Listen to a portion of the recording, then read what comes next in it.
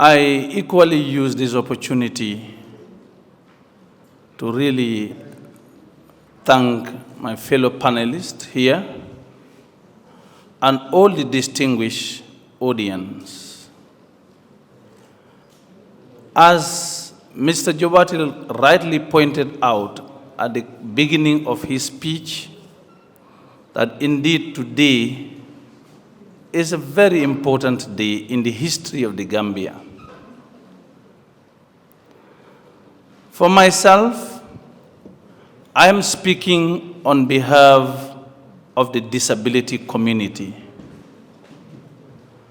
I'm the chairman of Gambia Federation of the Disabled, which is the umbrella body representing the rights and voice for persons with disabilities in the Gambia. Because myself, talking to you, I am a person with disability, a visually impaired for that matter. And as the saying goes, who feels it, knows it. And the mantra of persons with disabilities is nothing about us without us.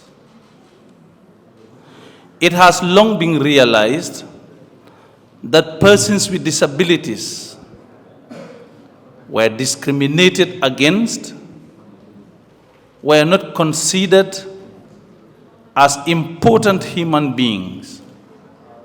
Persons with disabilities were neglected, maltreated, not considered to coexist, not considered in decision-making processes, not considered in policy-making, planning, programming, etc. It is in consequence of the foregoing that we have a very old universal or international instrument, that is the 1948 Universal Declaration of Human Rights, in which Article 1, for example, states, I quote, "All human beings are born free and equal in rights and in dignity and must act conscientiously towards each other in the spirit of brotherhood." This does not discriminate persons with disabilities, but it covers us. And as a result, I want us to understand that there is also established what we call the United Nations Convention on the Rights of Persons with Disabilities, to which the Gambia is a signatory and thus ratified in 2015 with its optional protocol, the purpose of which is to call for respect,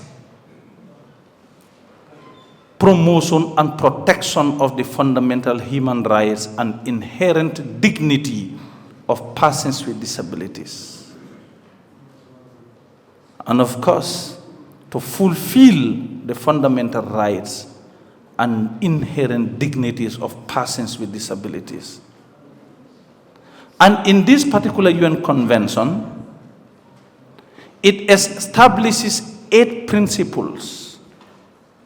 The principles which are non-negotiable and uncompromising. And everyone, including the government, non-governmental organizations, parastatals, individuals, and authorities must respect and uphold. And the principles are found in Article 3 of the said convention, and by extension, Section 4 of the domesticated legislation of our own disability law in the Gambia, passed in 2021, and it is called Persons with Disabilities Act 2021. It will be very important to know these principles as a guide.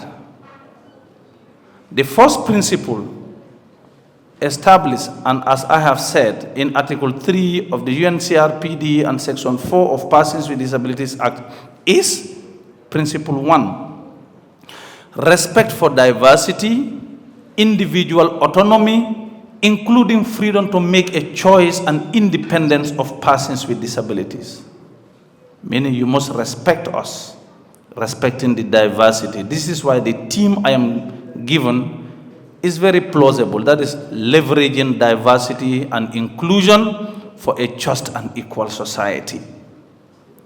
Principle 2 is non-discrimination against persons with disabilities.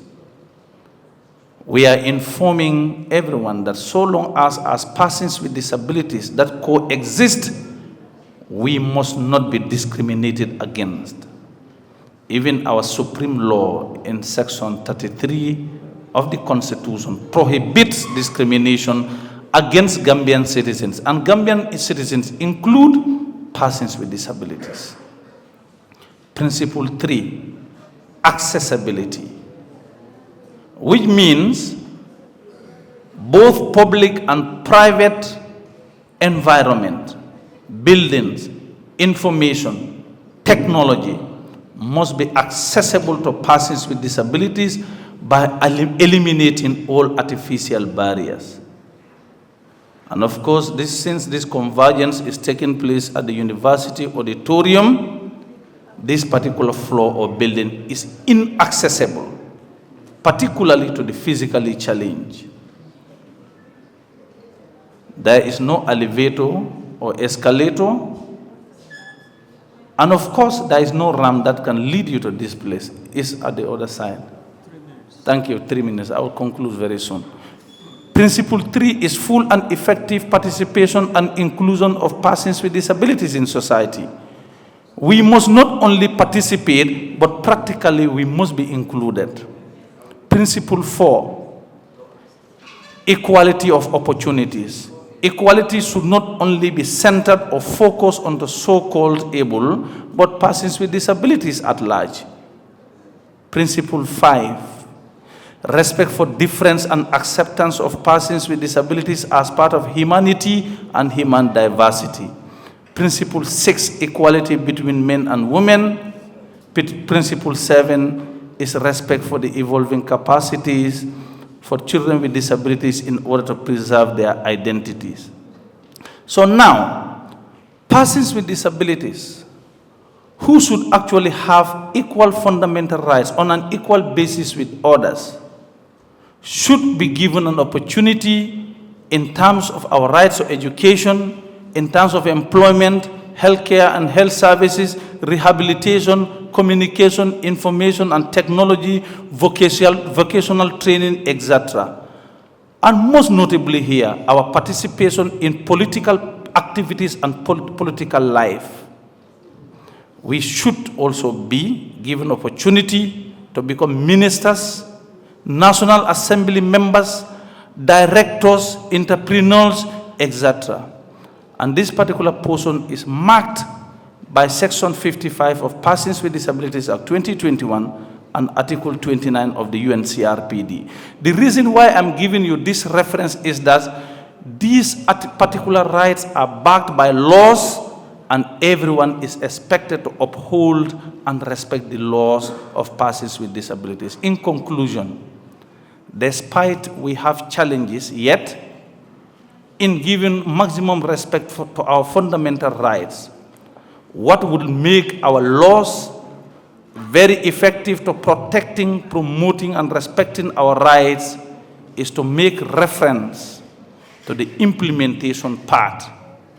That again, the government, non-governmental organizations, parastatals, individual civil society organizations must ensure respect for implementation of all the fundamental rights and inherent dignities of persons with disabilities as enshrined in different laws to ensure that we all coexist in a society on an equal basis with others without discrimination in any kind, and to ensure that we all live harmoniously in the society to make the Gambia a progressive nation and to be aligned with the mantra of the Sustainable Development Agenda of 2030, whose mantra is leaving no one behind. Thank you.